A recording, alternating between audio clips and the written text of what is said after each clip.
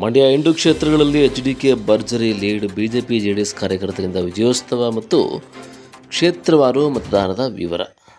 Mandya 1,05,253, star Chandru 67,033, Maddur HDK 1,15,671, star Chandru 58,893, Melukote HDK 1,10,896, star Chandru 61,014, Srirangapatna HDK 1,13,843, star Chandru 65,254.